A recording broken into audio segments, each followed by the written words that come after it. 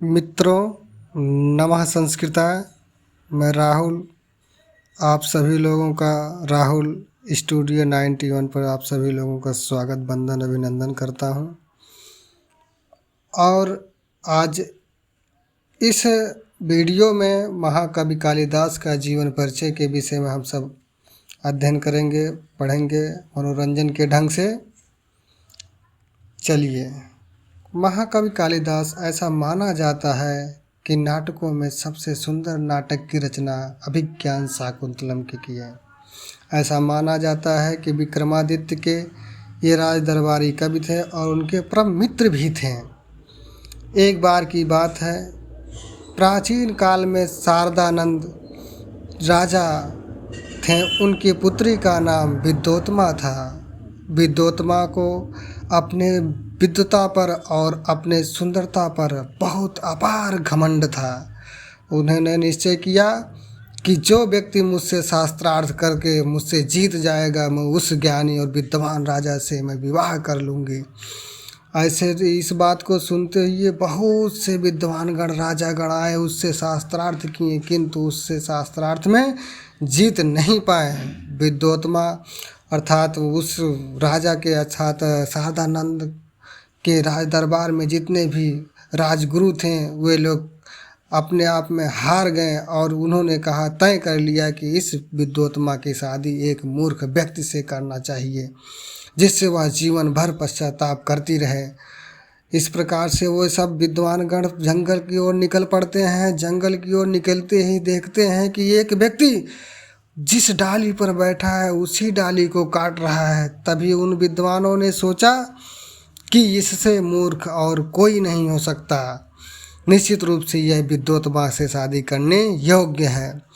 और विद्वानों ने उसको पीले वस्त्र पहनाकर वहाँ लेकर गए और उससे कालिदास से कहें कि आज तुम्हारी शादी एक विद्योत्मा नामक सुंदरी कन्या से कराएंगे और तुम मौन व्रत धारण करके रहना। इस प्रकार से वे वहाँ जाते हैं राज दरबार में, शारदानंदन के नंद के यहाँ।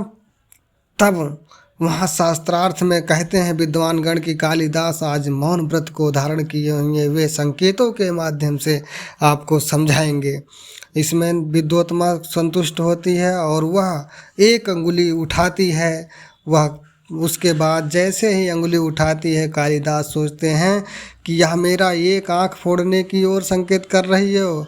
इस प्रकार से कालिदास ने दोनों अंगुली दिखाई, जिससे विद्वानों ने कहा कि हे महारानी विद्योत्मा राजकुमारी, इस समय ईश्वर दो है, एक आत्मा एक परमात्मा। इस प्रकार से जब फिर उसके बाद इस उत्तर से संतुष्ट हुए विद्योत्मा, तब उसके बाद पांचों उंगलियों को दिखाए। अर्थात दिखाने के बाद तुरंत वो कालिदास समझे कि मुझे झापड़ मारने के लिए कर रही है।